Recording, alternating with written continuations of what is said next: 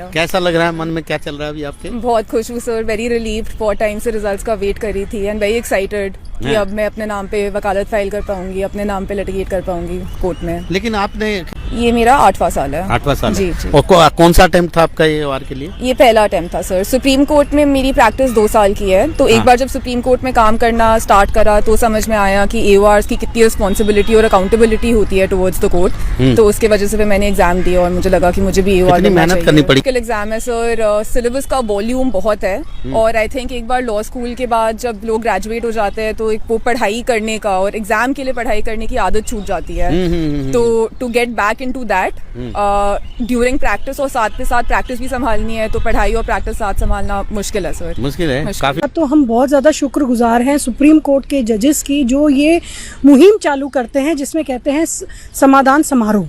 अभी भी supreme court ने समाधान समारोह करके ये एक मुहिम चालू करी है जहाँ पे मैक्सिमम जो मैटर्स हैं सेटलमेंट की तरफ जाए बजाय लिटिगेशन की तरफ। और रही बात डिस्ट्रिक्ट कोर्ट्स की, फैमिली कोर्ट्स की या हाई कोर्ट्स की, तो ये ही इसी तरह की मीडिएशन को आगे ले जाने के लिए सुप्रीम कोर्ट ने स्पेसिफिकली गाइडलाइंस इशू कर रखी हैं कि डिस्ट्रिक्ट कोर्ट्स में जो है मीडिएशन रेफर करा जाए, वहाँ पे कोर्ट अनेक्स मीडिएशन हैं उसमें जाए मैटर, और साथ ही हाई कोर्ट में भी फैमिली मैटर्स जो ऊपर जाते हैं डिस्ट्रिक्ट कोर्ट से लड़ते हुए उनमें भी मीडिएशन जानी चाहिए। बट प्रॉब्लम ये है सर कि डिस्ट्रिक्ट कोर्ट्स के लेवल पे अगर हम देखें तो वहाँ पे मैटर्स मीडिएशन पहली डेट्स पे नहीं जाते हैं। मीडिएशन जाने में कम से कम लोगों को 2-2 साल लग जाते हैं, तब जाके मैटर्स मीडिएशन होते हैं। या तो एट टाइम्स डिस्ट्रिक्ट कोर्ट की तरफ से ये चीज़ रही जाती है कि आप जाएं मीडिएशन में, तो पार्टीज मना कर देती हैं और पार्टीज को सेंसिटाइज करने के लिए एट टाइम्स लॉयर्स अलाउ नहीं करते हैं। तो उस चक्कर में कहीं ना कहीं हम एक डिस्ट्रिक्ट कोर्ट में और मोटिवेशन चाह रहे हैं मीडिएशन के लिए, जिससे कि मैक्सिमम मैटर्स हमारे सेटल हों। और as far as the criminal जो मैटर आप बता रहे हैं, जो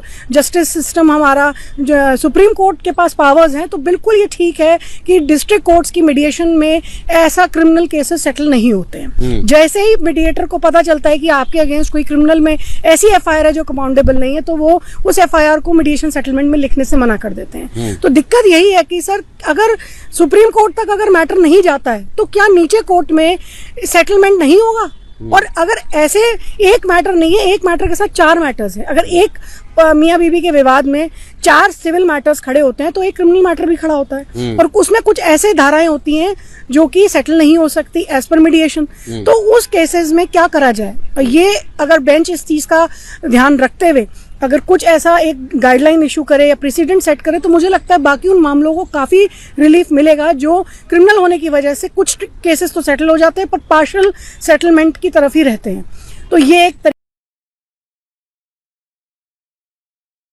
के समय में हमारे देश में प्रेम विवाह काफी ज्यादा बढ़ गया है, क्योंकि काफी सारे युवा ऐसे होते हैं जो कि एक दूसरे से प्यार करते हैं, इसके बाद आगे चलकर उनका प्यार गहरा हो जाता है और उसे रिश्ते में बदलना चाहते हैं, जिसके बाद वो एक दूसरे से शादी कर लेते हैं और अपने जीवन के गृहस्थ जीवन में प्रवेश कर जाते हैं। लेकिन अब आगे से ऐसा नहीं होगा, क्योंकि कहा यह जा रहा है कि अब जो भी लड़का या लड़की लव मैरिज करेगा उसे सख्त सजा दी जाएगी। यही वजह है कि इस समय युवा काफी डरे हुए हैं, क्योंकि हमारे देश में पहले भी लव मैरिज करना आसान काम नहीं था, क्योंकि लव मैरिज के लिए सबसे पहले लड़का और लड़की अपने घर वालों को मनाते थे, इसके बाद अगर वो राजी होते थे तभी इस तरफ कदम बढ़ाया जाता था, वरना कई बार तो परिवार लव मैरिज करने के लिए तैयार ही नहीं होता था, लिहाजा लोग भागकर या कोर्ट मैरिज करते थे। लेकिन अब तो ऐसा फरमान आ गया है कि अगर आपने लव मैरिज की तो सीधा सजा मिलेगी, वो भी कई छोटी मोटी नहीं, काफी कठोर सजा। इस पूरे मामले पर आपको आगे बताएं उससे पहले बता दें कि इस मामले पर लोग अलग अलग धड़ों में बटे हुए हैं, क्योंकि काफी सारे लोग तो लव मैरिज का समर्थन भी करते हैं, जबकि काफी सारे लोग इस चीज के विरोध में भी हैं। उनका कहना है कि लव मैरिज किसी भी तरह से सही नहीं कही जा सकती, क्योंकि इससे माता पिता का नाम भी खराब होता है और उनकी समाज में बदनामी भी होती है। हालांकि चलिए अब हम आपको बताते हैं कि आखिर इस तरह का फैसला कहां पर लागू हुआ है और वहां पर अगर कोई भी शख्स लव मैरिज करता है तो उसे क्या सजा मिलेगी। तो हम आपको बता दें कि इस तरह का कठोर फैसला मध्य प्रदेश के रतलाम जिले के अंदर पचेवा गाँव में लागू हुआ है, जबकि ठीक इसी तरह का फैसला पंजाब के अमृतसर जिले के धारीवाल गाँव में भी लागू हुआ है। पिछले दिनों इस गाँव में एक पंचायत बैठी थी और गाँव के नौजवान लड़कों के खिलाफ एक फैसला सुनाती, जिसके अंदर कहा जाता है कि अब से अगर गाँव का कोई भी लड़का या लड़की खुद से शादी करता है तो उसके परिवार का सामाजिक बहिष्कार किया जाएगा, यानी कि उसे न तो गांव के अंदर कोई काम पर रखेगा, न ही उसके घर दूध या अन्य चीजें देगा। इसके अलावा पंचायत ने यहाँ तक कहा है कि इस परिवार के खेतों से भी कोई गांव का आदमी नहीं काम करेगा यहाँ पे, क्योंकि उनके बेटा या बेटी ने लव मैरिज की है। पंचायत का मानना है कि इससे गाँव का माहौल खराब होता है, साथ ही इससे इस तरह की चीजों को बढ़ावा भी मिलता है। खास बात यह है कि पंचायत का कहना है कि भले ही शादी लड़का और लड़की करें, लेकिन उनकी सजा पूरे परिवार को मिलेगी। कई मामलों में तो यहाँ तक कहा जाता है कि परिवार को गाँव से भी बाहर जाना पड़ सकता है। वैसे हम आपको बता दें ये कोई नई बात नहीं है, क्योंकि हमारे देश में ग्रामीण इलाकों में आज भी लव मैरिज को आसानी से स्वीकार नहीं किया जाता। यही वजह है कई बार कपल्स को गाँव से बाहर रहना पड़ता है, कोर्ट या पुलिस की सुरक्षा मांगनी पड़ती है। लेकिन फिलहाल तो इस मामले पर खुलेआम फैसला सुना दिया गया है। ऐसे में देखने वाली बात ये होगी कि प्रशासन अब क्या करता है, क्योंकि कोई भी इंसान शादी किससे करेगा ये उसका निजी फैसला है, लेकिन पंचायत के इस फरमान के बाद उसके सामने एक संकट खड़ा हो गया है। बहरहाल अब देखना होगा कि पंचायत इस फैसले को पूरे गाँव में कितनी सख्ती से लागू करवा पाती है या विरोध के बाद इसे वापस लेती है। Bureau report.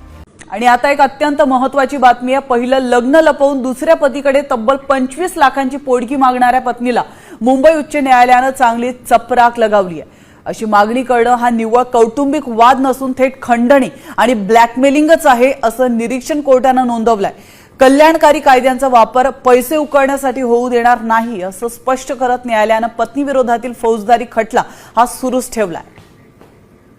नई शुरुआत नई आवाज सुनो, पुरानी सोच को अब तो तोड़ो, खुशियों के हक की बात करो, सभी को समान का हर कदम में ये हो।